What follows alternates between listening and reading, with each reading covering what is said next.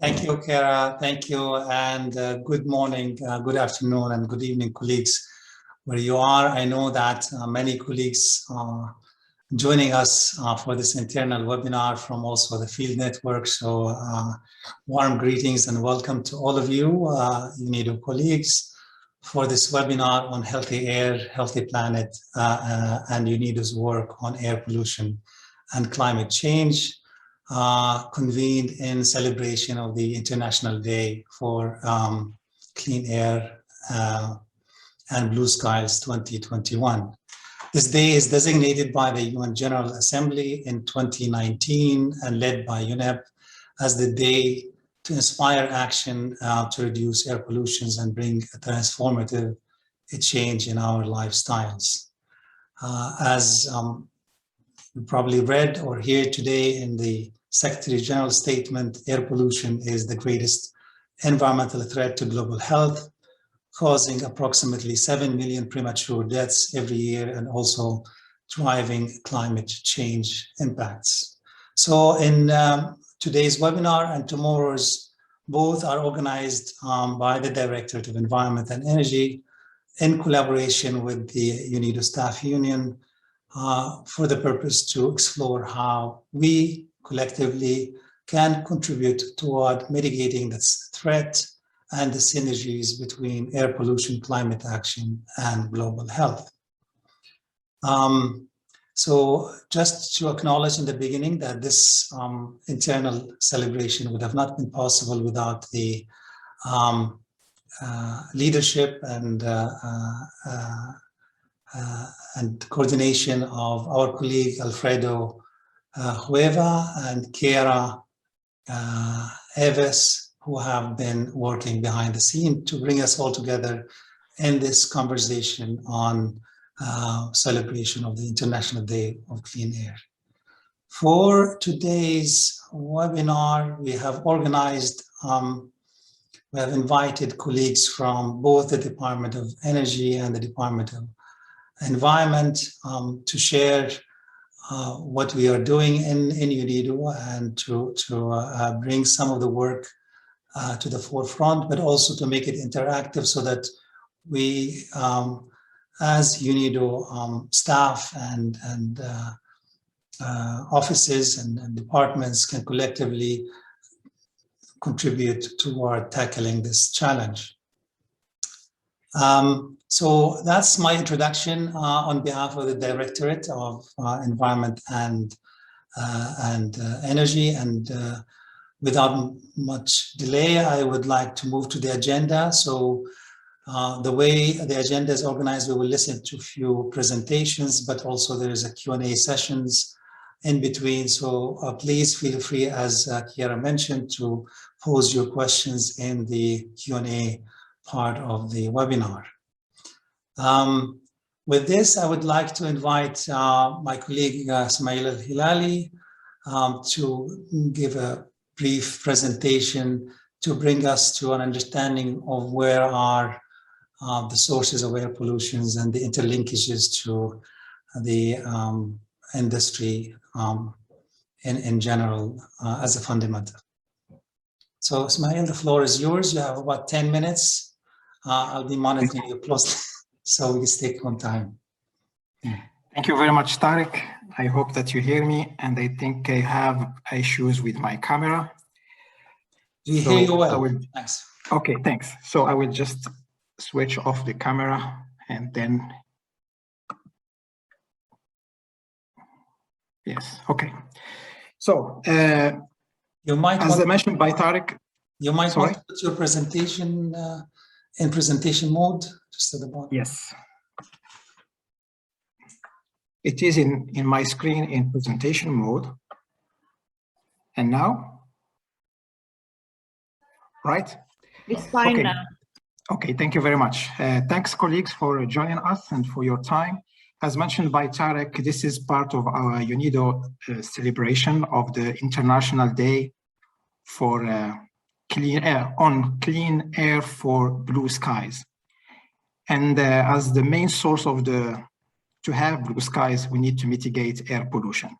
And this is one possible introduction to air pollution. You will find a lot of information. It is available there. And I think today I would like to focus on some main messages. First, the sources of air pollution. When we talk about pollution, we have air pollution, soil pollution, and also water pollution. But the focus for Blue Skies will be on air pollutions, and you can see here different sources of air pollution, mainly industry and energy supply. Whenever there is combustion, there are emissions and there is a pollution, because the fuel is not clean so far. So let's put it that way. We have also pollution, air pollution coming from agriculture, because they are using pesticides, they are also moving dust. And we have also transport, because in transport means cars, by motors, etc. We have combustion and we have emissions. But also we have waste management that if they are not using best available technologies, if we have open burning, we have also emissions. So unlike climate change, there is one single element that we are following, which is carbon emissions. In air pollution, we have different elements. And the most important ones are the fine particles, and the ones that are fine particulate matters, 2.5. This is the micrometer, which is the diameter of the particle that can get in your lungs. And if you see the sources of the fine particle, you can see residential is the main sources, 60%, but we have also industry, 15%, and other sources. There are other elements for air pollution or pollutants, air pollutants, nitrogen oxides, the NOxes, where we have also industry is the main source, 30%, and then we have the cars, transport emissions, 25%, etc. And then we have another family, which we call volatile organic compounds. And these are coming from residential wood burning. We have also solvents and some emissions from the industry.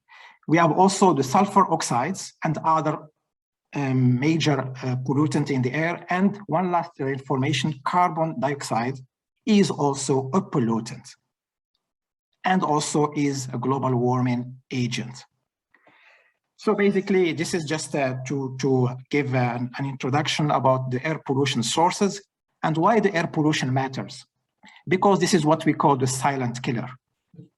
I think you will have a detailed presentation that will be done by my colleague Nilgun about the health effects of the effect of air pollution on health. We have on a yearly basis 7 million deaths that are related to air pollution. Today you will hear a lot of figures. And this is one we should have in mind. And if I compare it to the coronavirus or the COVID-19 that we are experiencing in these last 2 years, you can see the number of deaths global, it is here, is 4.5 million so far. It's not about comparison, it's just about giving you that there is a silent killer that we are experiencing every year. And the deaths are, there are different reasons for that. Air pollution is the cause, but there are different means, either by stroke or heart diseases or lung cancer and other chronic diseases. And if you see the impact at the global level, you can see that air pollution is really predominant in developing countries where UNIDO is working. And you can see in Asia, there are over 2 million, in Western Pacific region also 2 million, Africa almost 1 million, and then we have less and less in Europe and other regions. And also what is really interesting about air pollution is really the target or the target population. The vulnerable ones are children and women, and also outdoor workers. And a lot of information is available in the WHO, the World Health Organization, if you are interested to see really about the impact of this air pollution. Another point is that the air pollution is a global challenge. There are no borders for air pollution. If you have a source somewhere, it may end up in any country. It depends on different parameters, including meteorological conditions and other conditions.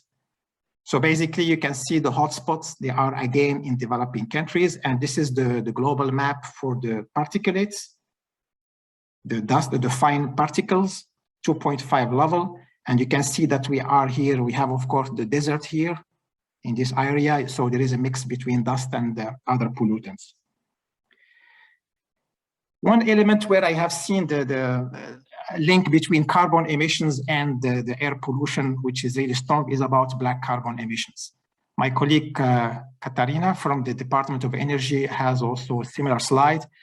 This is basically to explain to our colleagues, this is a mixture between carbon and then a dust, which becomes an air pollutant. Of course, it has an effect on the health, but also it contributes to the climate change, the global warming effect. And you can see in some countries, and I think this is in one of developing countries, you can see the air pollution. You can have it in your face or in your hands if you wash up in your screen window. So it is a problem because these particulates are contributing to the number of deaths on an annual basis, the 7 million cases. How to mitigate the air pollution and how to increase the benefits? First, there is a cost to this air pollution.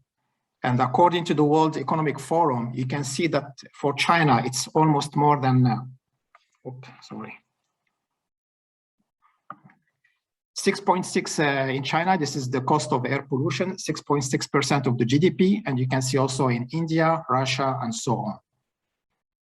And the way, there are different ways to mitigate air pollution. It's basically to invest in clean energies, because whenever there is a combustion of dirty fuel, you will get air pollution. So we need to have clean fuels. And clean fuels is about renewable energies. We need also to improve waste management, not only for domestic, but also for industry and municipal waste management. We need to avoid open burning, which is the common practice in many different developing countries. Of course, we need to have greener buildings in terms of energy efficiency and also using energy efficient materials or clean materials for the construction. Agriculture practices should have also been improved to avoid agricultural waste and its incineration, and also the progress of agricultural land, which is done at the cost of forests. And you know that forests are contributing to clean up our planet. We have also, of course, safe and affordable public transport. And we need also to provide universal access to clean, affordable fuels and technologies for cooking, heating, and lighting. And cooking, heating, and lighting, it's really one of the major sources of air pollution in developing countries.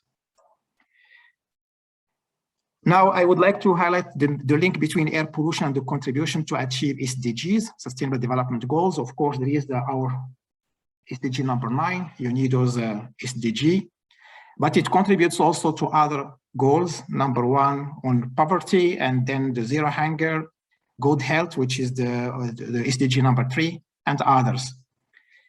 And of course, these are different ways where we can have a win-win approach, where we can improve our environment, but also we improve our health in applying low carbon strategies, but also introducing and widespread of clean fuel use for cooking, heating, but also in industries. We have also to improve occupational health and safety in workplaces and have access to safe water, and also improve our consumption patterns and adopt sustainable consumption and production patterns. I would like to have this slide on the COVID-19 disruption. And I have singled out 2 places here, Europe, and you can see here, this is March, April 2019, before the outbreak of the COVID-19. You can see the pollution hotspots and this one is focusing mainly on nitrogen dioxide levels. You can see the hotspots in Europe.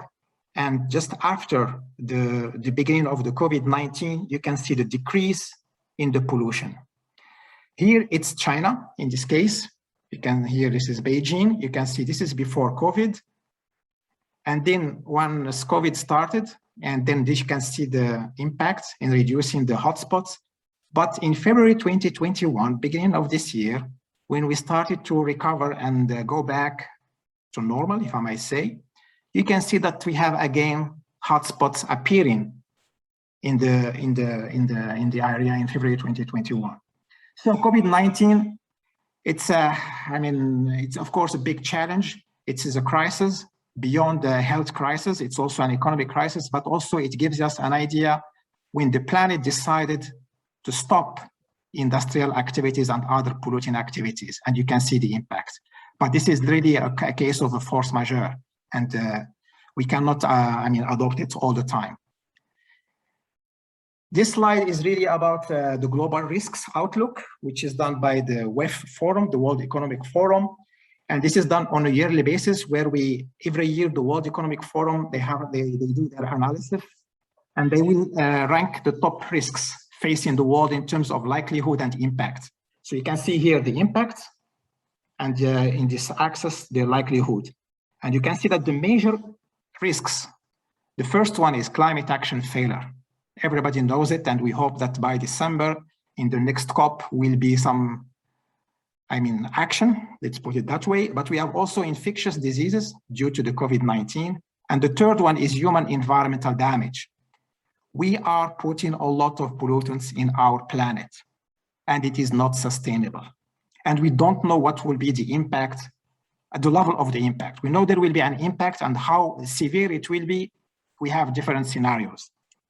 So this is basically to highlight that whatever our human activities have an impact on our planet, and they will have an impact on our economy. So it's really about our future. Last slide. The objective here is not to single out air pollution or pollution per se. We have global challenges. And we have to think that we cannot just focus on one aspect and work as a silo. I think it was done in the past with the Montreal Protocol, where the focus was only on protecting the ozone layer. And when we brought in the alternatives, some of these alternatives, unfortunately, contributed to global warming. And I think this is a good example where we need to open our minds and go beyond the focus on the specific topic. We have different challenges. They are interrelated and interdependent challenges. And there is a link between biodiversity loss, land, fresh water, oceans, deforestation, desertification, pollution, and climate change. And here we need to adopt an integrated and coherent way.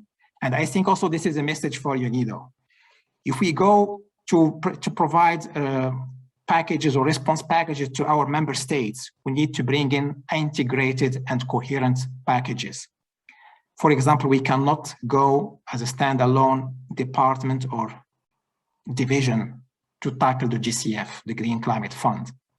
We need to work together, and we need to take that opportunity of this meeting where we are talking about air pollution, that we need to provide a practical way of working together to embrace larger portfolios and also provide packages to our countries. Thank you very much. And sorry, maybe I spent more time on. Thank you very much, Ismail. No, indeed, actually, you enriched the discussion with shocking facts in the first of all. I mean, some of these facts myself, I was not particularly aware of the extent, and it's very important to continuously remind ourselves of the scale of the damage we're causing and the scale of impacts from air pollution. I mean, the comparison in numbers between premature death on an annual basis and the effect of the COVID is one in point, but also the complexity and interlinkages between air pollution and other climate emergencies or other environmental emergencies, among them the climate emergency. And on that front, let me invite Katerina Baronica to share with us a few of these linkages actually that also matters as Ismail highlighted in his presentation. So Katerina, some linkages. Thank you, Tarek. Thank you. So I think today I will talk about fundamentals of climate change. And I will talk about how what we just heard from Ismail actually relates to the global climate change issue. Some of these issues that I will highlight today are already very known to some of you, but also there are colleagues joining us from finance department, procurement, and so on, who might find useful to get let's say, a wider perspective on climate change. So with that, let's start. There are 6 areas that I will cover. The first one is very general. What is the climate change? Then we will go into root causes. Then we will talk about greenhouse gases, which also have a component of air pollutants. Then we will talk about the impact of climate change. interconnection, air pollution and climate change. And then finally, we will zoom into clean energy as a crucial solution. So let's start. The fact is our climate is changing. According to International Panel on Climate Change, which is a leading scientific body on climate change, it is very clear that human influence is the key impact on the changing climate. If we zoom into the two diagrams that are shown below, on the left one, we will see that over last 200 years that we have impacted after industrial development, that we have impacted the climate with our human action. So essentially, also if we look on the diagram on the right, we have the observed change and we have the simulated change. The green one, the simulated one, would be if there would be no human impact. The upper one, the orange one, is the one where we are simulating human and natural impact. So the way the science actually checks on how the climate has been changing over years is by drilling into the ice, into polar caps, and taking a piece of ice out of the polar caps and actually looking into air that was captured in there. With that, they can scientifically clarify at which age was what mix of gases in the atmosphere. And by doing so, there is a very clear impact and change that we can observe after the Industrial Revolution. So greenhouse effect, how does it actually work? So I will try to compare that with a greenhouse that some of us have in our gardens that we all know. So essentially, if we look on the left side, natural greenhouse gas, greenhouse effect is actually something that is good. It is something that it's keeping the solar radiation escape, let's say, too much into space and is allowing for Earth to be warm. If there was no this effect, our average temperature would be around -18 degrees. However, by adding greenhouse gases into the atmosphere, we are actually just increasing, or let me put it this way, this shield is getting more dense and it's not allowing some of the heat to escape out into the space. This is actually just leading to the global warming. So it's a very simplified way that this is presented, and it's the best way to envision it by comparing it with the greenhouses that we all know. So emissions that impact our climate. So the most common one is carbon dioxide, which is a long-lived emission. It stays in the atmosphere around 100 years. But then we have also other emissions, which are actually short-lived pollutants, such as black carbon. So let's say black carbon actually just stays in the atmosphere 5 to 6 days. However, its impact is much greater than the CO2. Therefore, black carbon, even though it goes away quite quickly, the damage that it can do to the climate, but also to human health, is actually much more significant than carbon dioxide. So if we go into the diagrams that are presented here, we see that some of the human activities is contributing to climate change, but then there are also some of the human activities which let's say reverse it. But all in all, I think we are way beyond with contributing to climate change and going beyond 1.5 Celsius increase in temperature. So greenhouse gases and their sources, we have listed here natural and human-made emissions. So these are actually emissions that are in atmosphere. And if they were in the atmosphere in, let's say, normal quantities, these would not be harmful. For instance, ozone is when it's in the upper layer of the atmosphere, it is actually a good emission that help us fight the radiation. but when it comes down lower to the earth, it is actually harmful for human health. So I think when we talk about greenhouse gases, they have different lifespans, they have different impacts depending on where they are in the stratosphere, and so on.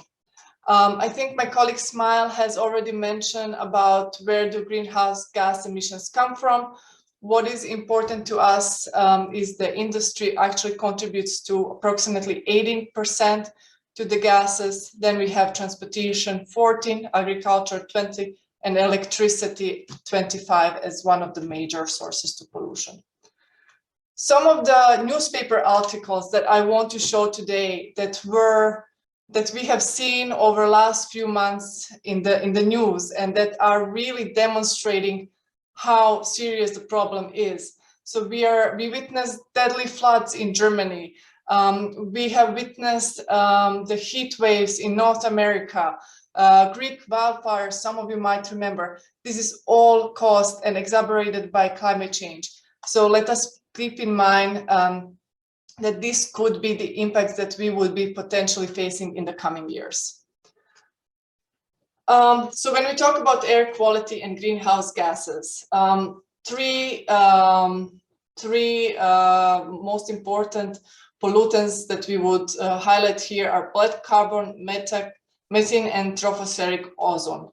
If we zoom into black carbon, I think I have mentioned already, it is quite deadly. I think my colleague Smile has also mentioned how many deaths per year we have due to impact of black carbon. It is short-lived, stays in the atmosphere quite short time, but it's very, very harmful and impacts the health. So how does the black carbon actually appear? It is a result of inefficient combustion of fossil fuels and biomass. Therefore, for instance, our programs on electric mobility that look into the combustion engine are seen as one of the solutions here. Methane. Methane is also another short-lived climate pollutant, which is more efficient at trapping radiation than CO2. Again, methane stays around 12 years in the atmosphere, but it traps radiation more than CO2. Therefore, if we compare the impact of the two to the climate, we could see that methane actually is more impactful than CO2. Main sources come from agriculture, waste management, coal, oil, and gas. And then the final one that I'm highlighting is the tropospheric ozone. So I mentioned earlier, ozone, it is good, but if it's only in the higher layer of the atmosphere where it's protecting us against radiation. When it comes into troposphere, it is mixed with other gases and it becomes it has very negative health effects for humans, but also to plants. It causes also health issues and as well contributes to the global warming. Another threat, I think Smile has mentioned, the HFC as one of the group of industrial chemicals that are primarily used for cooling and refrigeration. They were developed to replace the ozone depleting substances, which are now being phased under the Montreal Protocol. And I think we have a whole division dealing with this issue because at the same time, HFC is a very powerful greenhouse gas. And it's a substantial number of short-lived climate pollutants, lifespan between 15 and 29 years here. So what solutions do we have at hand? I have highlighted earlier that energy is one of the key elements here. So energy from environmentally clean, renewable sources is a key solution to mitigate climate change. So it essentially reduces the greenhouse gas emission, but at the same time, it improves air quality and living condition. So I'm going to give you a concrete example. When we implement our e-mobility program, we not only look into the e-vehicle, but we also look into the source. We make sure that the source of that energy is clean, that it comes from renewable sources. At the same time, we need to look at the end of life cycle and how do we actually then deal with disposal of batteries, how do we actually then reuse some of the materials and look into the circularity of the entire vehicle. So I think here, I'm gonna stop here. I'm gonna also say that in-house we have a certified greenhouse gas accountant, Mr. Tomasz Pavlec, who is here if you have questions about the math behind it, because as most of you know, every time when we submit a project, we actually do the math and we calculate how many CO2 we will mitigate with our proposal. So there is the whole science behind it that goes into thinking of every project that we develop. And I'm sure both Tom and myself would be happy to answer further questions. So thank you for this. Over to you, Tarek. Thank you, Katerina, again for sharing basic and fundamental facts to help us understand why we are doing what we are doing in UNIDO, why both air pollution and climate related emissions are important for the work we do in UNIDO and the linkages to our work. We have an opportunity now for some Q&A and some interactive discussion. But while you are thinking, dear participant in the audience side, of putting some of the questions to both Katerina and Ismail, we would like to invite you for a quick interactive poll to see how some of this information has been incorporated. So, Kara, maybe you want to show the poll? Yeah, I think we should be about to move into it now. So you can access with the code on the screen via menti.com. And I think we can start the countdown now, please, Stephen. But what is the question? It should be just, here we go. It's about to start now. There we go. The UNGA designated 7th September as the International Day of Clean Air for Blue Skies in which year? And you've got 15 seconds, 10 left now.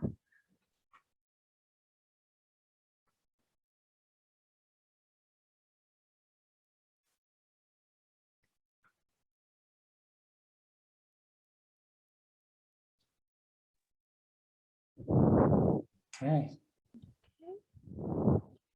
And so now 2019 is the correct answer, which was mentioned in the beginning of the presentation. Yeah.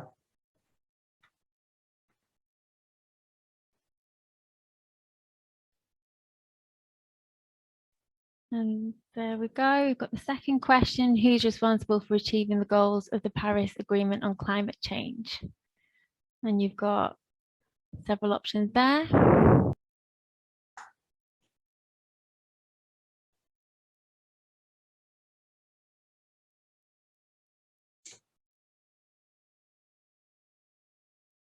Everyone.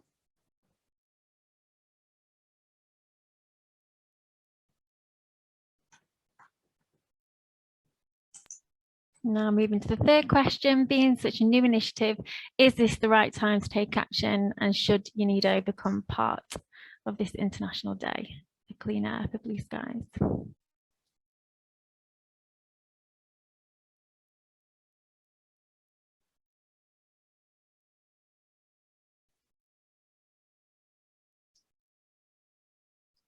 And here we can see the leaderboard. So the top 5 will get prizes today.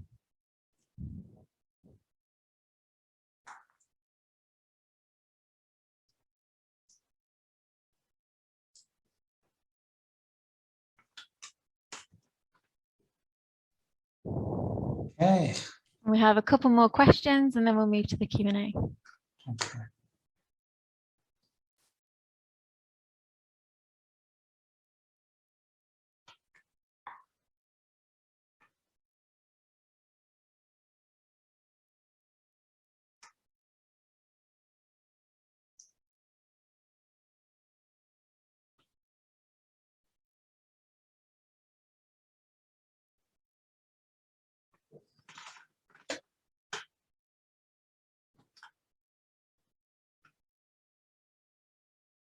final question now for this section.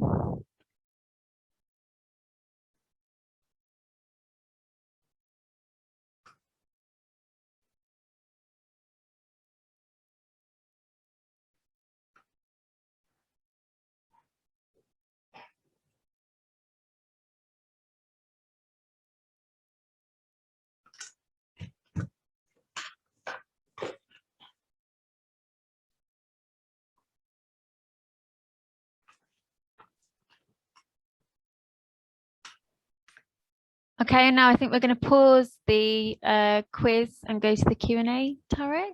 So I think we have some questions now. Thank you very much, Kara. Thank you indeed. It was good to refresh with these questions, the fundamentals that both Katerina and Ismail shared with us. I have on the Q&A a number of questions. Let me pose a question to Ismail. Probably this is for you. Is PCB connected with air pollution? I mean, PCB are contaminants that are governed by the Stockholm Convention. They are mainly in the transformers, in the oils, mineral oils.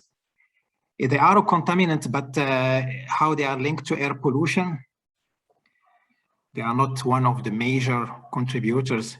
Of course, if you boil this oil, it will become, we will have different chemicals, but PCBs are mainly in tackled with as a liquid or as part of the oil, not air pollution. But actually, when there are attempts to burn them, that's when you cause quite a lot of problems, right? But we have POPs, not PCBs. Yeah. Oh, PCBs okay. is if it's sorry, I heard PCBs. Of course, POPs we have some emissions in the POPs, but PCB as a family, these are solid chemicals that are part of an oil. I mean, they are chemicals that are part and they are contributing as a component of the mineral oils of the transformers. Okay. But they are polluting, definitely, sure, yes. But air, I don't think it's measured by air. Okay, we have another question for Katerina. You mentioned that we need to switch to cleaner energy for solving the emission problem. What is the position on nuclear? Is nuclear considered to be a clean energy with regard to climate change? Thank you for this question. It is an interesting question and a discussion, and we can observe two completely different views in the discussion course. So according to Nuclear Energy Institute, they claim that it's a zero emission clean energy source. We all know, I think, that it generates power through fusion. But according to the Climate Change Institute, the nuclear power actually releases toxic radiation on routine basis. So it's not carbon free. Its carbon footprint is substantially higher than renewables. So these are two different views that we have out there, and I think depending who you ask, there will be a different point of view there. So this is what I will share without taking any sides there. And I see the question from Renee Ismail has already answered, but I think what is clear is that if we do not reduce emissions, the air quality cannot improve by itself. That's, I think, a clear link there. So I think it goes hand in hand, just 2 cents from my side there. Thank you. Thank you. And perhaps to complement what you said on this is, I think what also Ismail pointed out, that we need to have a broader understanding of where risks can be generated in providing one of the solutions. So the effort was to focus on ozone depletion substances in the past, but we created a problem somewhere else around the climate change. I think a broader risk understanding or understanding of risk associated with different technologies in nuclear, including nuclear, would facilitate a much better science-based and evidence-based decisions on the part of society and governments for the pathways around mitigating climate impacts, but also solving the air quality challenge. I think with this, I would like to move to our second segment of the webinar discussion. And I would like to invite Neil Guntas for a brief presentation on the link to health or air pollution and health. So the floor is yours.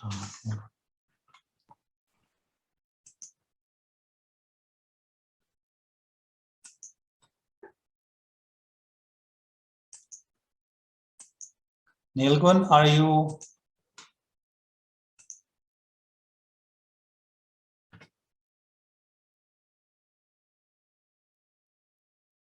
set? Okay. I did unmute myself, and I think you are seeing my screen. If I invite you just to put it on presentation mode. I think now it should be, right? Okay. Yes, So it is. thank you very much, Tarek. Thank you very much, colleagues. I will continue on from previous colleagues and try to put air pollution within the scope of all broader pollution based on a Lancet Commission on Health and Pollution report, which UNIDO, among others, sponsored the development of, and which was issued in 2017. So soil, chemicals, and heavy metals, the Commission found that killed 1.1 million people. Polluted air and poor sanitation was responsible for about 1.7 million per year. Indoor air pollution killed about 3 million people per year, not only cooking, but also other heating. And outdoor air pollution, which some people call ambient air pollution, kills about 4 million people. In fact, these figures, the one Ismail articulated, came out of this report for the first time, and it was all this report was based on data of 2015. And what we learned that this pollution killed 3 times more than AIDS, tuberculosis, and malaria combined. And this meant also 16% of all deaths worldwide. And of course, because this was pollution killing, they were premature deaths.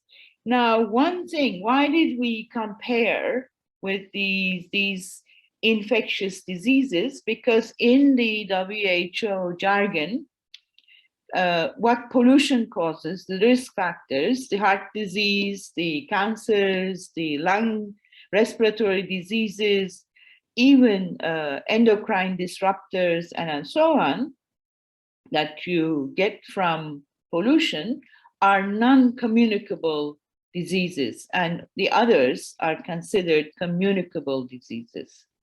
You will see why I'm emphasizing this in a moment. Apart from the very tragic loss of life, there was also people getting sick and could not work. So this combined deaths, the loss of life, meaning loss of productive effort totally, but also temporarily, plus all the health costs that were related to that, loss of economic time, and so on. So the Lancet Commission also estimated that in that year that $4.6 trillion per year, which was the equivalent of 6% of global GDP, was also lost because of pollution. And the pollution recommended, and trust me, without us requesting them to do, they said circular economy could be a way to deal with pollution. Now, Ismail said, but you see all this darker colored regions. These are low and middle income countries. You see parts of Europe and North America, Australia, these are high income countries. So pollution related disease is abundant in low and middle income countries. And pollution discriminates. In all countries at all income levels, pollution disproportionately affects the poor and the marginalized. Women, children, and the elderly are the main victims. Here you see the total pollution is in the bars, but air pollution is purple. It affects equally both the young, as you see here, and the elderly. You know, from it starts rising from 30 when you hit 40, and it climbs. So it's also age specific. Now we, with this EU-funded project, on our part, there was a contractor who was doing other things for us. We were responsible for health and pollution action plans. And we decided, together with that contractor as well, but we did most this work, we decided we would do it in Colombia, Ghana, Kyrgyzstan, Philippines, and Tanzania. We based our country selection on counterparts, agreeing to participatory processes, very important one, and that the minister took a lead role. And we wanted to collaborate with WHO. So in each country, we looked at the interest of WHO with UNIDO. And very important in this kind of work, because this is policy work, where we had a UNIDO field office so that they could continue backstopping. Why I am saying participatory?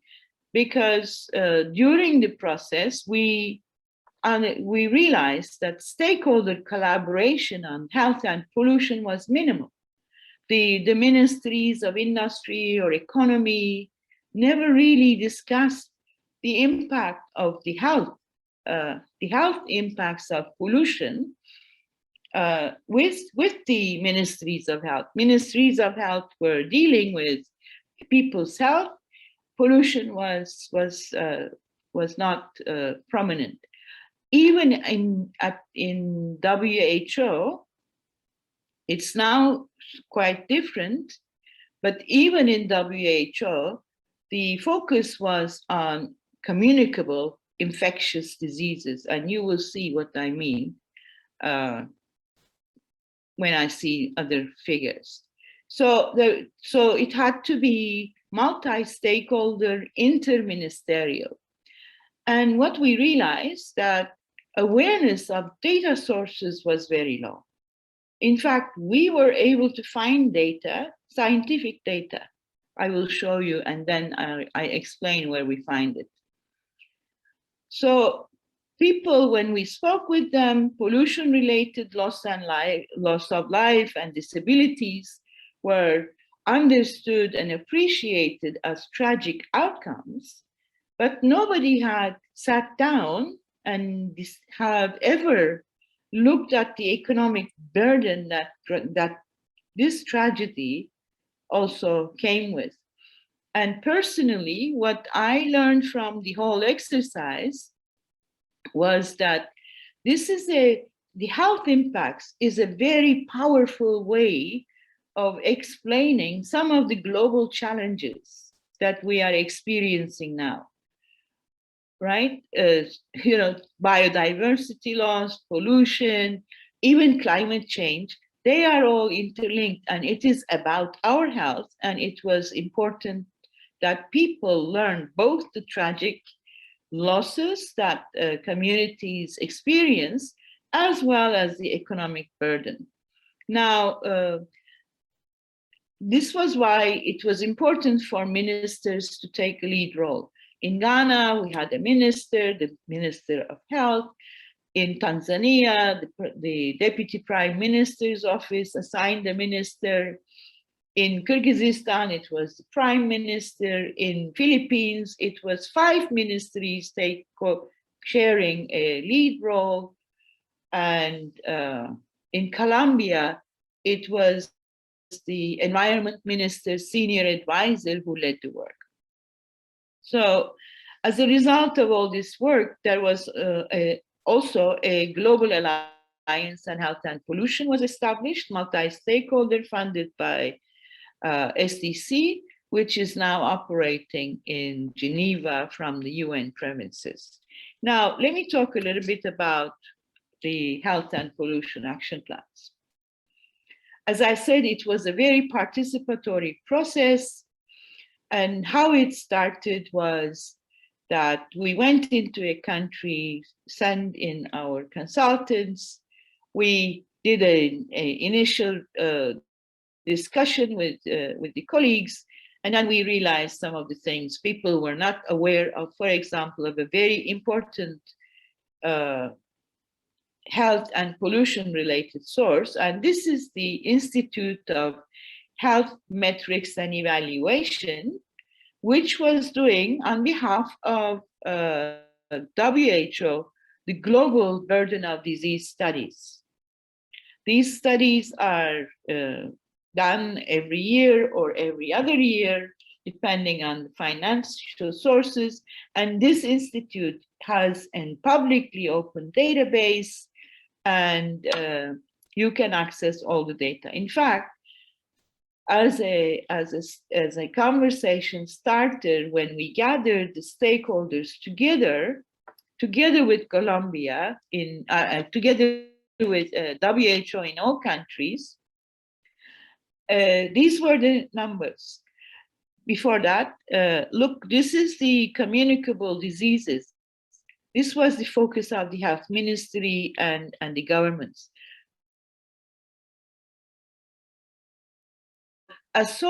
Did not associate it with pollution. But in fact, this data showed that quite a lot, and there is details behind this, I cannot show you all. Indoor air pollution, for instance, in Colombia was annually 1%, but outdoor pollution, air pollution was nearly 4% of all deaths. And considering that there was only nearly 20,000 deaths, half of it was related to air pollution in Colombia. How was it in Ghana? Ghana, most of the deaths associated with pollution were related to air pollution, but the order reversed. It was more household air pollution, meaning cooking, eating, and so on, in poor communities that killed people. And while Ghana had been doing quite well in reducing communicable diseases in both genders, non-communicable diseases, the strokes, the heart diseases, and so on, which were also associated with air pollution, were on the rise. But the policymakers in almost all countries were less informed about household air pollution being such a big killer. In Kyrgyzstan, the same picture, you see about 5,000 deaths associated based on 16 data with pollution of air, water, and chemicals. We only looked at those, but the majority was coming from household pollution. Ambient particulate matter pollution was the bigger killer in Kyrgyzstan, and I could not believe my ears, I have to say. They had totally abolished any emission controls because there was some corruption.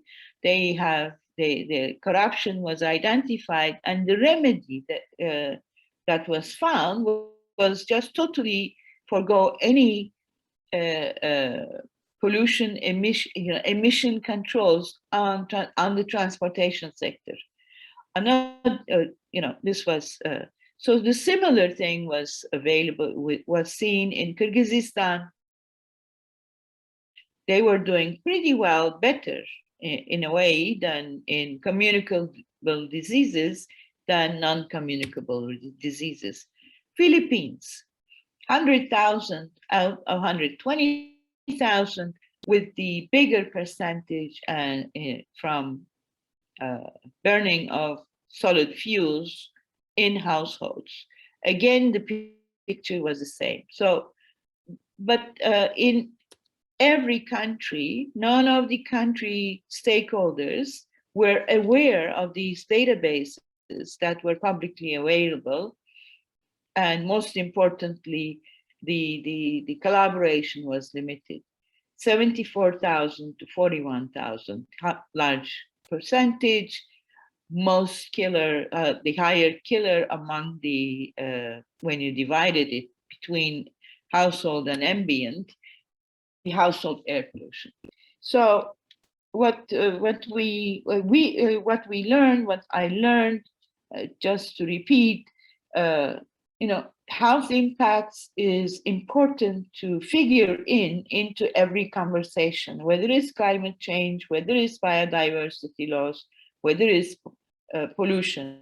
And we have to, in fact, combine all of these and try to identify, as Ismail has very well said and Tariq endorsed, we have to bring all our forces together to whenever we have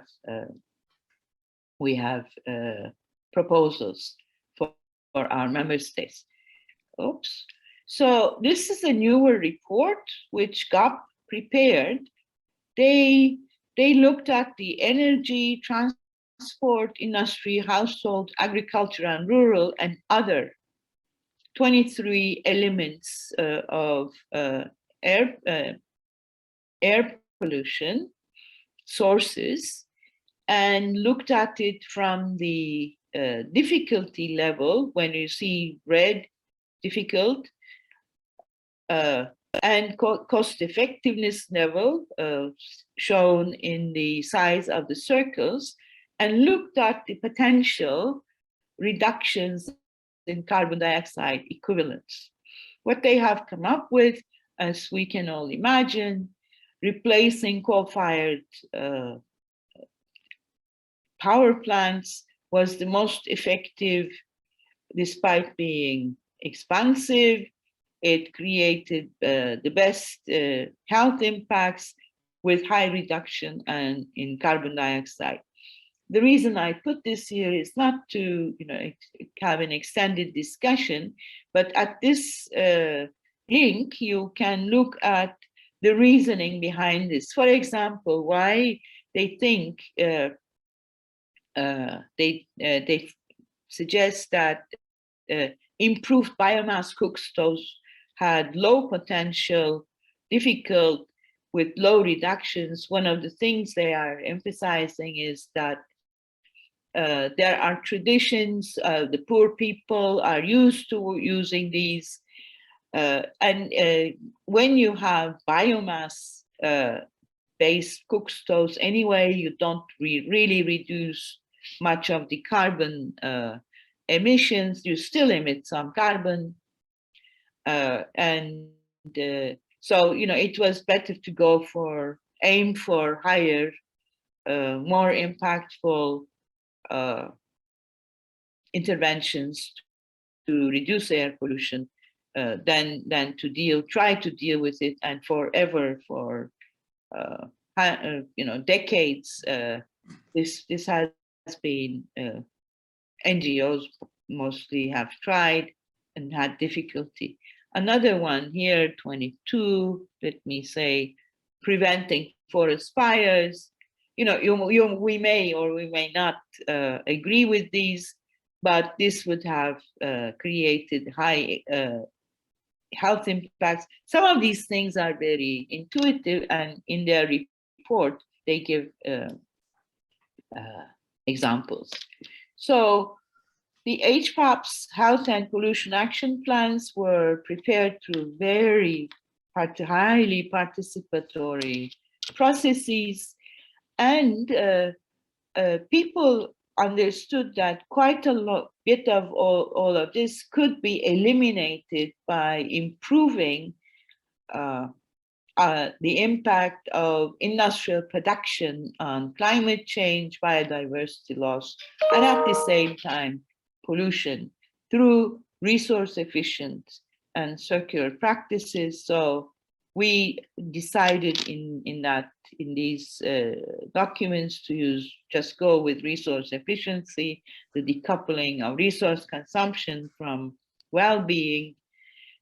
You will see that there are, in every country, there were about 4 or 5 project I would call extensive concept notes, nearly project documents were prepared by the stakeholders. We compiled those with their inputs, and they were read and approved and agreed by the large stakeholder groups in each case. Thank you, Nilgun. I think this is very rich, and indeed very rich report, as you highlighted, but also you brought a bit of granular insight into the health impact and potentially the cost. And perhaps maybe a quick question on the understanding of the externality related to air pollution and social cost of that. Has, in your experience working with different governments, have you seen any effective policy measures where you can sort of internalize some of these costs to the polluters under the polluters pay principles? I know that many European countries have worked with some of this, but to the extent that where we work in developing countries, have we seen any opportunity to push for that aspect of it? And again, I'm mindful that this is only tackles part of the problem, because this is source emissions, and we know a lot of the problems also comes from non-source emissions. But from your experience, do you see any opportunity to push for that framework? Well, in all of these countries, in the 5 countries that we worked in, the health and pollution action plans started with an extensive review and compilation and summaries of all pollution, the 4 types. If you divide the indoor and outdoor, we compiled, we asked the partners to compile, and we put it together. There is, there are regulations on the books, but in one country, let me not name it because this is going public now, right? I will be on YouTube.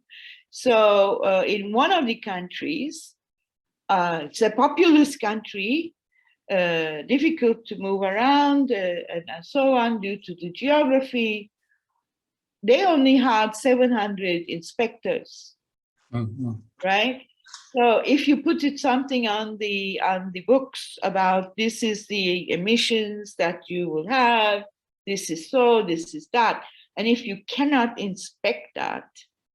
No, definitely. Reason. I mean, also I saw just I was reading the Economist report of this weekend. Was obvious that even in country with high enforcement and monitoring infrastructure, that the Economist tracked where the day when the EPA doing the inspections, there was a dip in emissions, and when they are leaving, there was an increase in emissions, and they could monitor this through satellite imaging.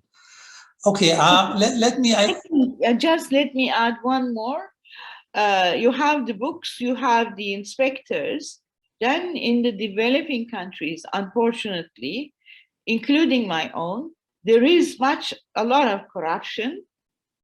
If the petty corruption, if I would name it like that, with the inspectors and the industries.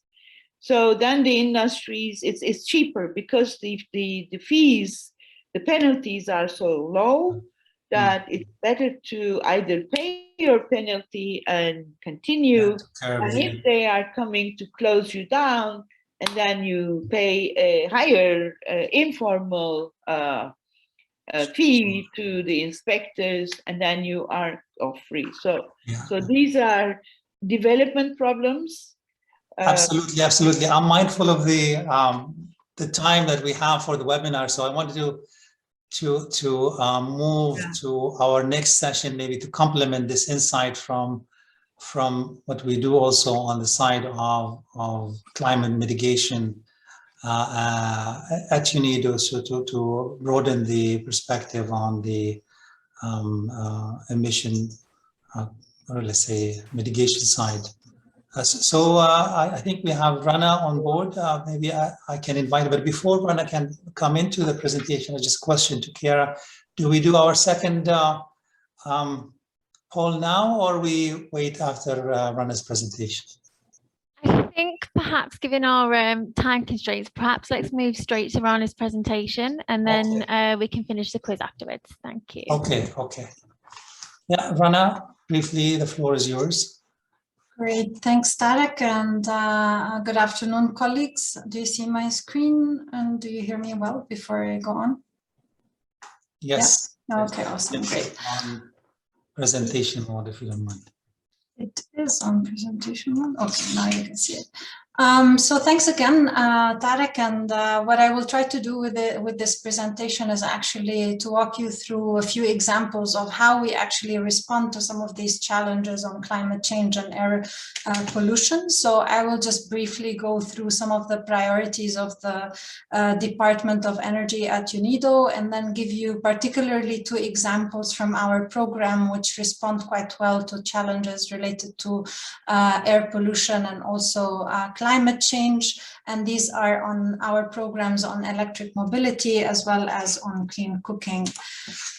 So as already the previous colleagues have already mentioned, the combustion of any fuel is resulting in emissions, and so when we look at our programs within the Department of Energy, there's really four priority pillars on which we work to address climate change, and the very first one is related to the decarbonization of industry, where we look at the existing use of energy in industry and work on optimizing that energy by introducing technologies like energy efficiency, renewables, or hydrogen, and so on for the energy intensive industries.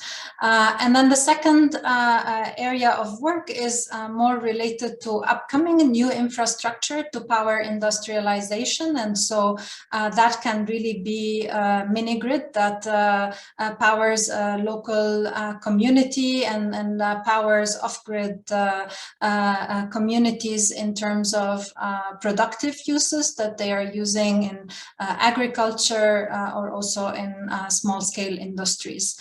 The second one is electric mobility, and the last one is actually energy clusters, be it for example in district energy solutions or also larger industrial clusters where we work on supplying new renewable energy. The third pillar of our work relates to actually working on generating new technologies that support the decarbonization or the climate change, both on the adaptation and mitigation. So here we are really looking at supporting new industries, new innovations, and bringing those to the market to respond to challenges related to climate change. The other one is looking at the value chain for clean cooking, but also for renewable energy technologies. And there was a question as well in the chat as to whether we look at the emissions also generated from the production or the manufacturing of renewable energy technologies. But I have to say that that's a bit of an unfair question, because do we look at these costs for coal as well? Do we look at these costs for oil? Do we look at, so essentially, of course, we advise always to look at the life cycle cost for any product, and there are methodologies to actually look at that. and also governments and all of us have really a responsibility to support the reduction of the costs and for renewables particularly. And there I like to always give the example of solar energy, where really when the discussion around renewables started, it used to be quite expensive, but now you can actually find it as cheap as 2 cents per kilowatt hour. And so this is a result, of course, of innovation in technology, innovation in policy, and that helped really in driving the cost down. So that's where we really say that what we need nowadays is we really need to invest in reducing the cost of many of these technologies.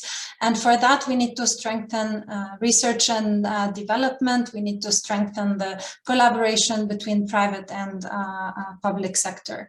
And then the last program within this kind of a cluster is the Private Finance Advisory Network, which really looks at helping in development and preparation of investment projects that are ready for financing. Because often what we hear from banks is that there aren't really good projects for financing. So this is where PFAN really resolves this challenge and works on generating a pipeline of projects that's ready for investment.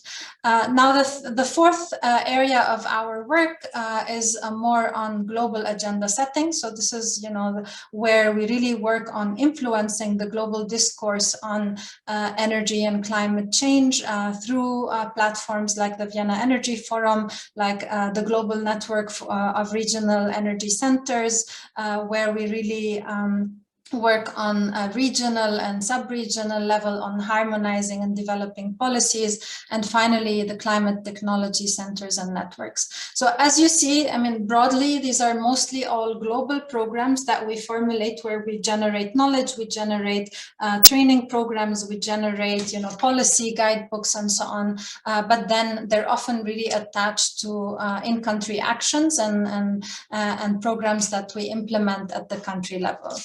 Now, moving on to particularly look at electric mobility and its linkage to climate change. So I think you've heard it quite well from all the previous speakers that transportation is really one of the major contributors to climate change and air pollution.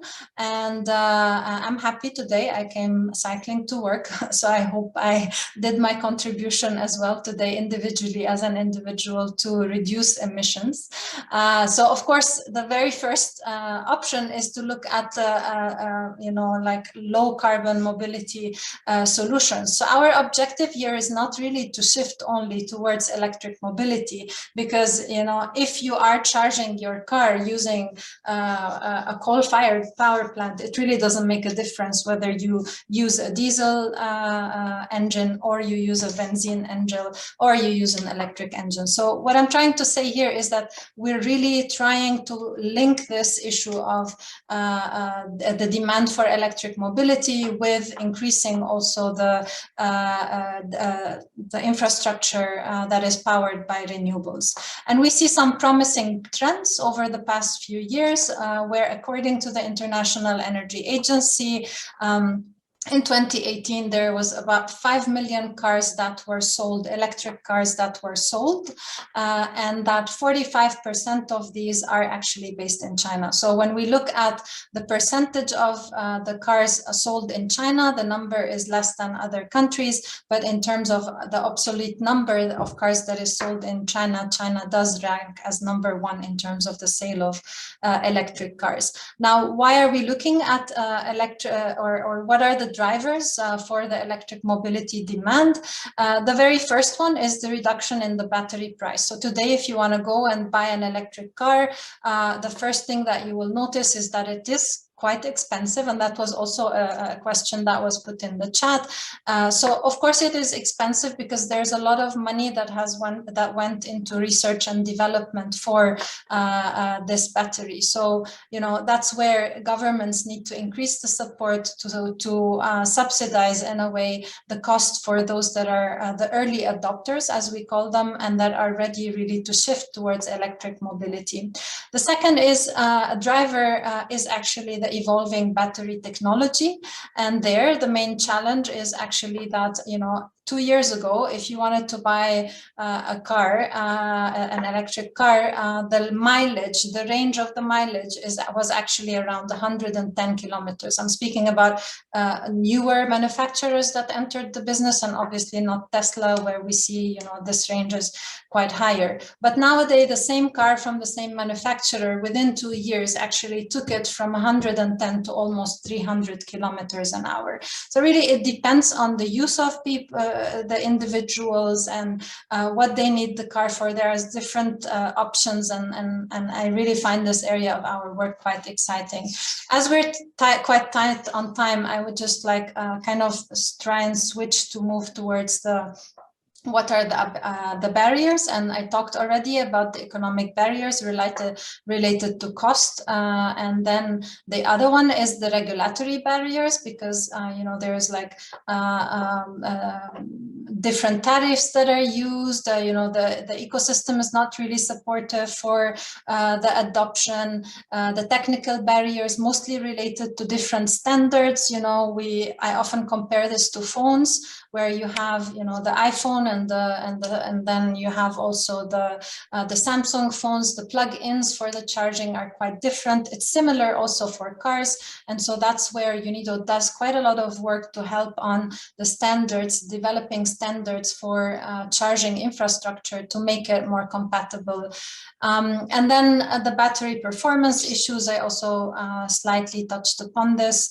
And finally, the informational barriers. The fact that there's quite a lot of people that are simply unaware about the challenge, unaware of what exists. And of course, I think underlying all of these is the fact that the infrastructure is still poor. Even in a country like Vienna, this is something that is still in development, and it really depends on where you are and to the type of building you live in that actually you will find that infrastructure or not. So what do governments do to encourage this adoption? And I'll go through this very quickly before then giving you a concrete example of how UNIDO is doing that.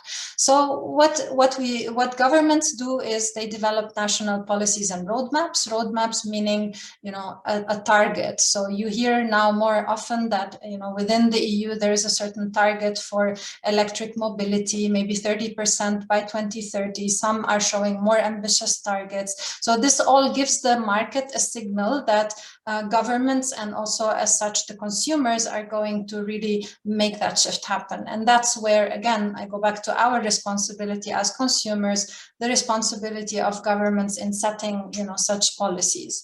Then the second thing that governments do is support the infrastructure development, help enable business models for deployment, for example, the shared mobility, the car2go, you see that more and more. These are the types of business models to promote electric mobility and help consumers in becoming more aware and getting over some of their anxieties and regarding range.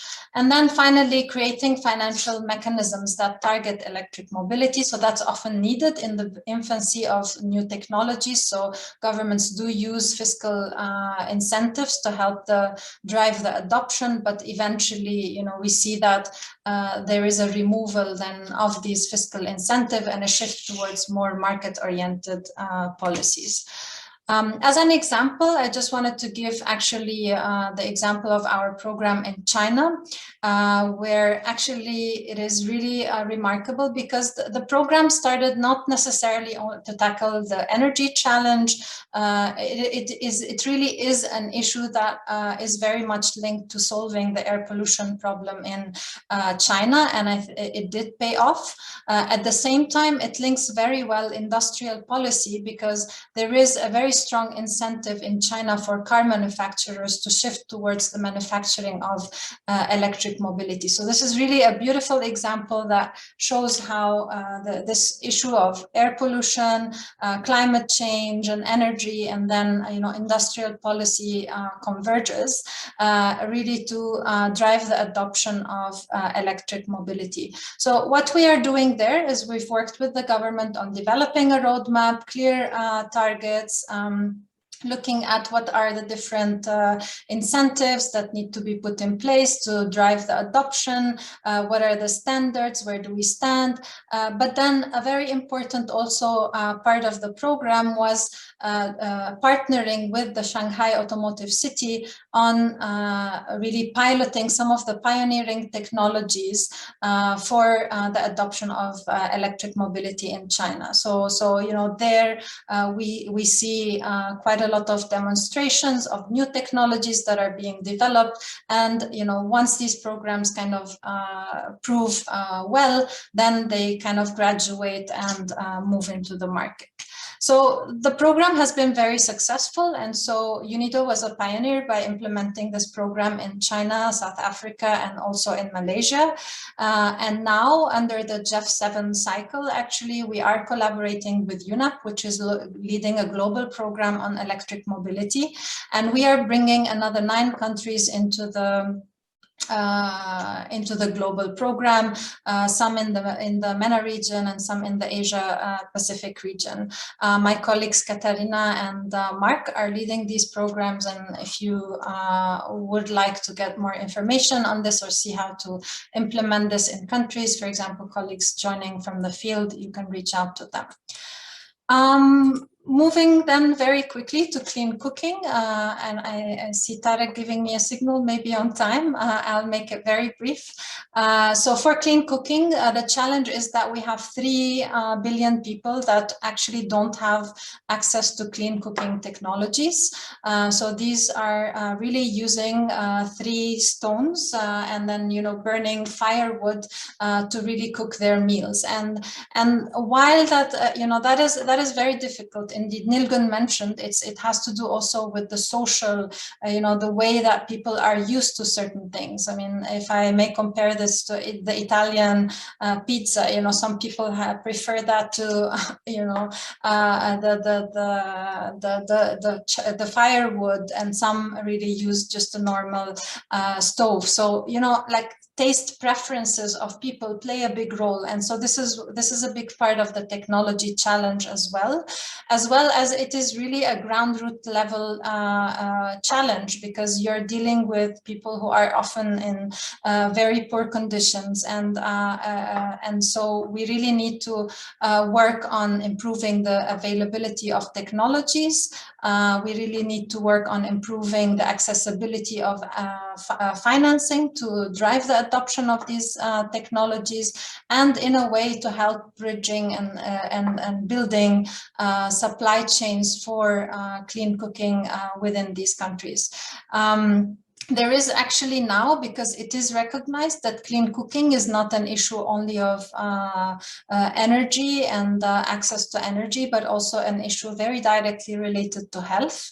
And so this is why actually with the leadership of the World Bank and others, there is you know, a global also drive to look at clean energy solutions for clean cooking more from the health perspective, and developing a coalition to really tackle this challenge, because actually, you know, with the burning of these fuels, you actually get indoor air pollution, which results in instant death in some cases. You have burns, you have so many challenges that the people using these technologies are actually looking at. And just to say, so yes, we are working on a global clean cooking program that's led by my colleague Thomas Jossi, and basically it tackles mostly, I think 20 countries are on the radar for this program, and the majority of this are actually in sub-Saharan Africa. So this is where the biggest challenge is. And so as a concrete example of what this could do, so there is a program that we've implemented in Tanzania, where we've targeted 500 million households. And so there we work on not only the development of the supply chain for the stoves themselves, but also for the fuels. So looking at the development of biofuels to complement also the cook stove development.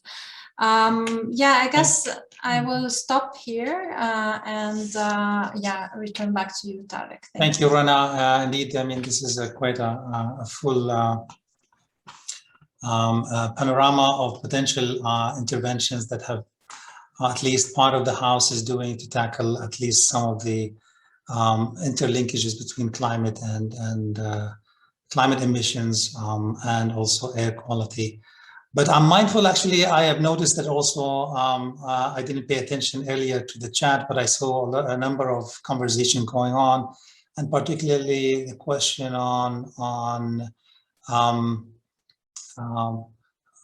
just addressing climate change without thinking of exactly where the source of pollution in an urban context might not be sufficient or misleading. And so to what degree does our interventions incorporate, and this is probably a question to you and to Nilgun and to the police, to what degree our interventions incorporate a better understanding of the science and sort of drivers of air quality in urban settings? How much do we rely on the analysis and the science behind it to drive sort of certain technical cooperation interventions? I know for particularly that, of course, the mobility agenda, the electric mobility agenda, primarily in the urban context, has to some extent been driven by a shift to tackle some of the issues related to air quality in cities. But is it truly that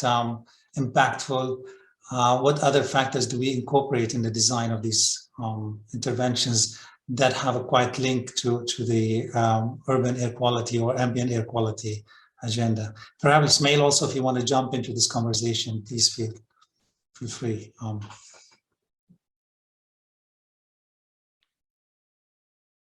Maybe I start. It's a very, very complex issue because in urban areas, even in developing countries, you have the industries all around and air moves around, right, with winds and so on. So it's a very complicated mixture of different gases, and it changes all the time. So my understanding of how people are trying to tackle air pollution is to identify the source and try to make an assessment of how important that source is in an urban area, and then put their resources there. Of course, the problem comes because people work in silos. The industry ministry or the energy ministry looks at the power plant, somebody else looks at another place. So nobody really has the broad overview of what is the most important source of air pollution and its health impacts are in my city. Is a very, very difficult question to ask. Similar in chemicals, yeah, because they interact. Chemicals are even worse in that respect. They interact with each other. Okay. So for UNIDO, this is a very tough area to engage. Although I can see and understand that we do have quite a large technical cooperation portfolio, both within environment and energy, on that sort of tackle these issues in both from the emission, source emission based and diffused emission. Trying to understand how much we bring broader sort of dialogue with the cities, with the member states, where our interventions can be more effective in that sense. But I know it's a broader conversation. I mean, that's the idea here, is to raise awareness of these challenges, that it's not even easy when we do design technical cooperation and policy engagement with the countries. We need to also bring our understanding to the right level. IASA, for example, in Vienna, they have huge work. I met them in South Korea, Seoul. They look at the science. They have a lot of work, but it's very complicated, and possibly getting engaged in the science part of it is probably beyond our own resources. Yes, Rana? Something, yeah. I think, I mean, to be fair, I think we are moving in a direction where we look at more integrated solutions. I mean, not just air pollution and climate change, biodiversity, land degradation, water. I mean, there is this drive from a lot of donors as well. I mean, the EU, the GEF, the GCF. So we are moving in that direction. But I think one good example of where we are bringing this also closer is actually in a recently approved EU project in Sri Lanka, where we are looking at the development of inventories and databases for GHG emissions. And I think that can be perhaps also a good starting point to discuss with colleagues in environment as well. You know, how do we go beyond just CO2 emissions, basically? So yeah, it's we're making tiny steps in that direction, but I think it's yeah, we have to do it. There's no choice. Okay, Katerina, you have a point here to bring it? Maybe just to share, so for instance, we have put together a proposal on air quality in transport in India to be funded by Global Environmental Facility. When we were calculating the greenhouse gases, according to the GEF model, actually they do not take into account black carbon, which is one of, as we discussed today, which is one of the main pollutants contributing to air quality.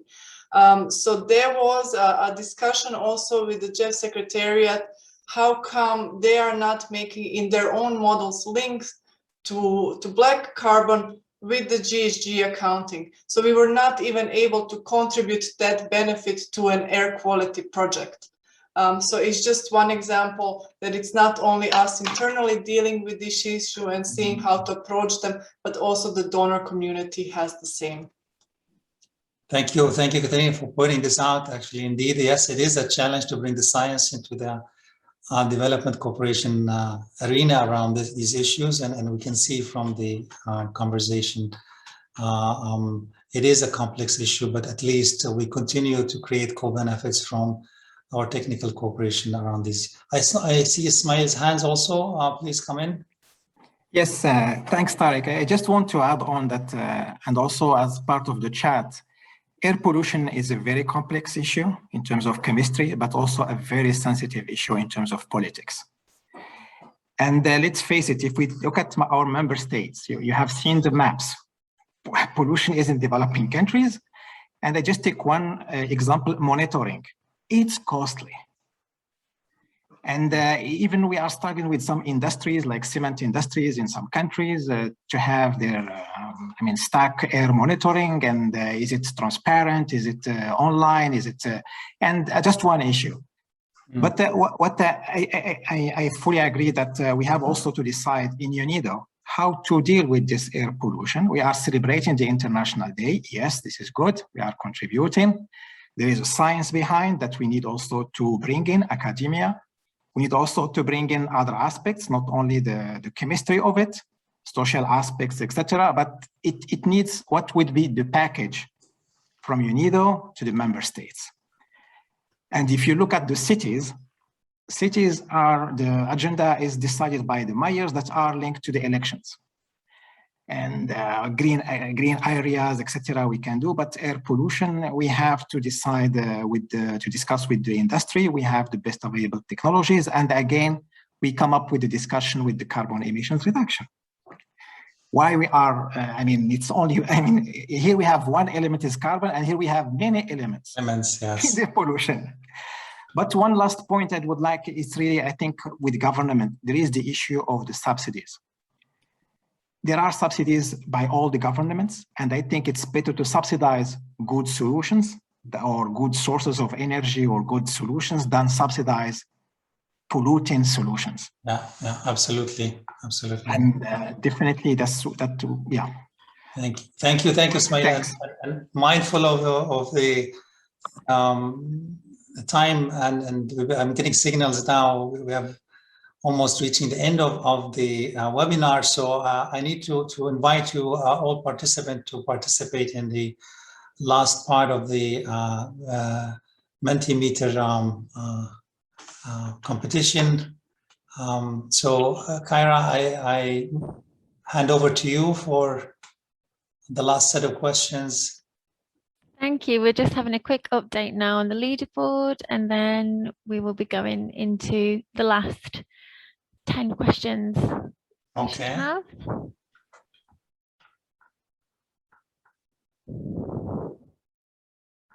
There we go. So according to the UN, air pollution is responsible for how many premature deaths every year? And you have 4 options to pick from there.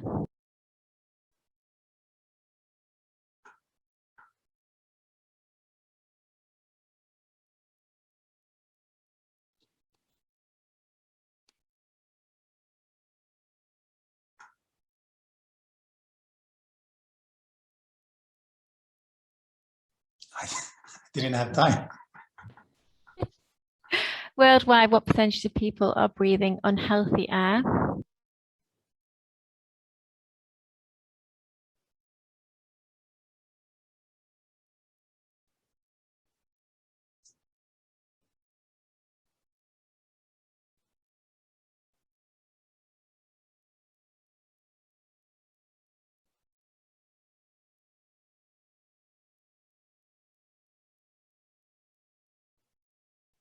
Do you think UNIDO could benefit from reporting on the following options listed? Were you there?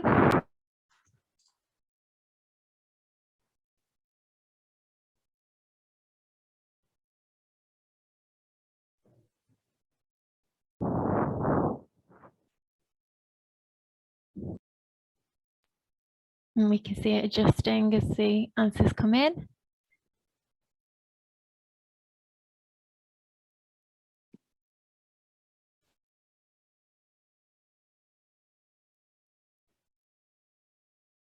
I see my message.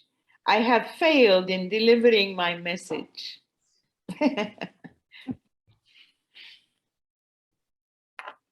Although I repeated it a few times.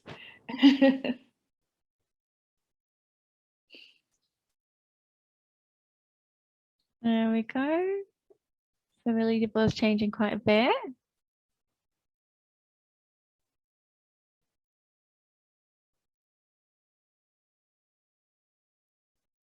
The last 5 now. So the economic impact of poor air quality on global health is estimated at which figure?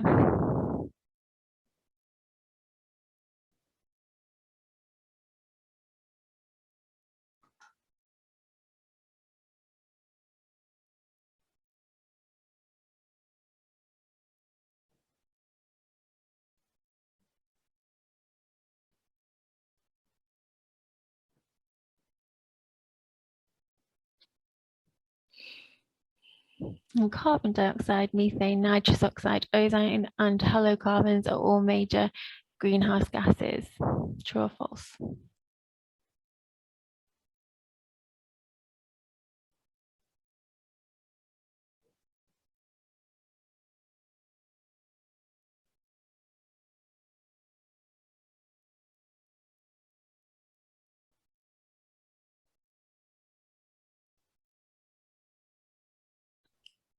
How could UNIDO best support clean air initiatives? You've got some options there for you to rank.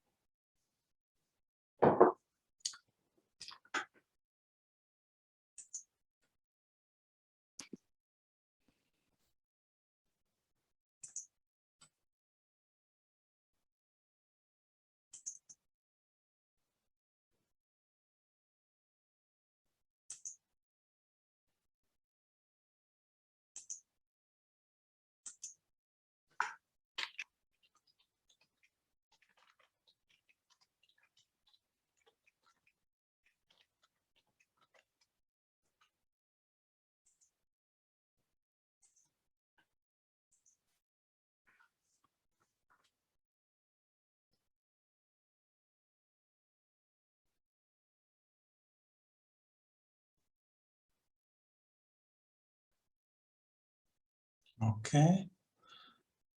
And just coming into the final 3 questions now, it must be. Yeah. Energy-related emissions of CO2 are the biggest contributor of greenhouse gases, true or false?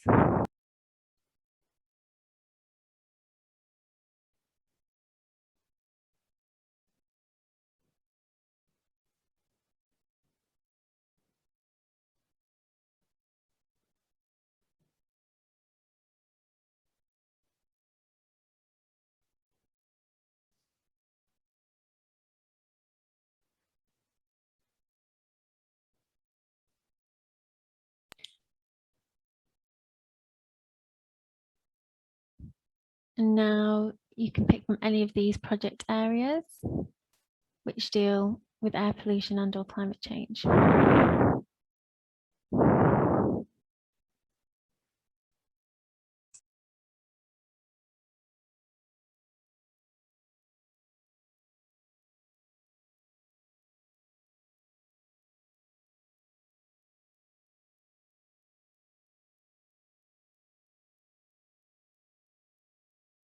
The final question for today, to presume which SDG could UNIDO most likely contribute to clean air initiatives?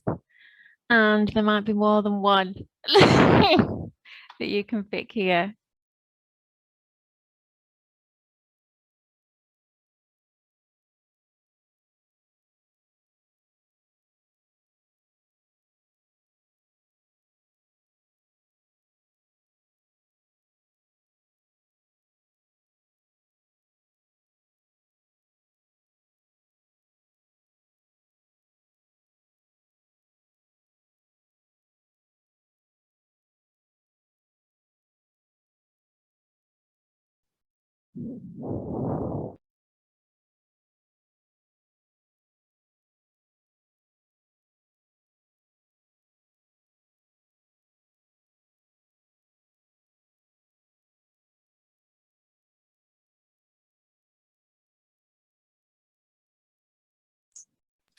So we should have most of the responses in now.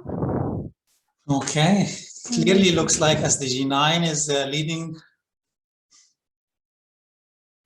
Yeah. And then we'll just have the answers collated by the staff union, and Hassan will be announcing the winners very shortly. Thank you. Okay. Thank you very much, Kara. While staff union getting ready to present, let me just take the opportunity to thank everyone that participated in this introduction webinar, and remind you there is tomorrow another one that we will have as part of the series with a guest speaker, Professor joining us, Professor from Jason West, Professor of Environmental Science and Engineering at the University of North Carolina. So please join us tomorrow at 3. So with this, I would like to hand over to the President of the Staff Council, Mr. Hassan.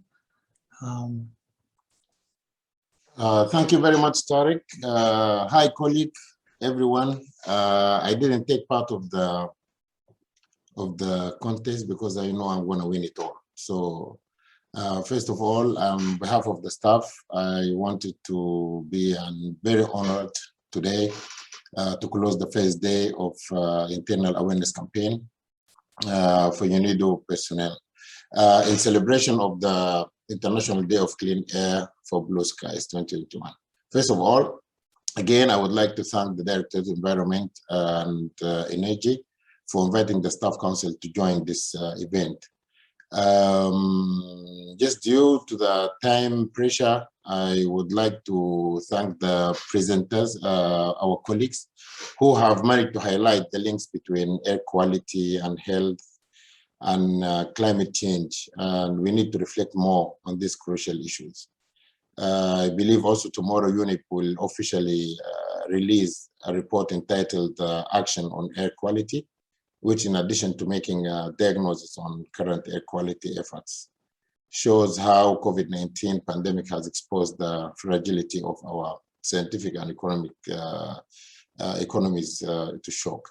Also, all the topics that have been raised by the Environment and Energy Directorate have shared the scientific and technical concept and principles of air pollution and climate change also affect on the health and environment.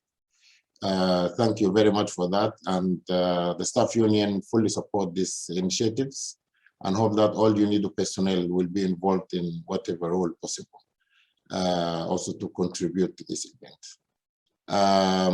Finally, I would like to reiterate the invitation, as Tariq just now mentioned, to join tomorrow at the same time using the same platform. We will be there to interact with our keynote speaker, Professor Jason West from University of North Carolina at Chapel Hill. Apparently, it's one of the most active and well-known world experts in linking the fields of air pollution and climate change to design policies and more in more comprehensive way. Because we also today we learned a lot from our colleagues, and thank you very much. And until then, I want to wish you all the best and good afternoon. So now I think I will get the final results of the quiz. Yep. Thomas, looks like, right? Yeah, Thomas is the winner. So for we have actually in from the staff council we have some pen. Can you see me? Can you see them? So this is the first prize, pin pole and pen, and the second prize is also UNIDO souvenir. So it's is a key holder with LED. So we have to always remember we are with energy, guys. And then the third, fourth, and the fifth prize is a pack of chocolate linked. So 3 of you will get one. So we have from 1 to 5 winners of today. And again, I want to say thank you to every one of you. Thank you, my colleagues. Always, it's always an honor for me personally when I see my colleagues that speak language that I don't understand, and I learn from it. And today we're talking about the environment, we're talking about death. You think like, am I in UNIDO, am I in a clinic? But also about the energy.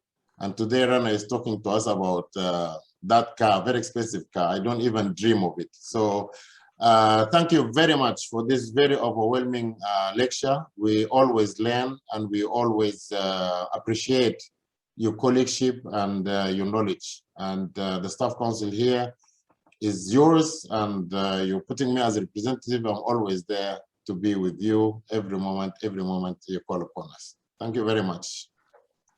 Thank you. And by the way, for those who won, if you are at headquarters, please come anytime to the staff council to collect your prize. If you are in the field, we will send it to you by post. Thank you. Delivered in a environmentally friendly way. Exactly. Thank you very much, and thanks to all our panelists and speakers and participants. Thank you on my behalf also.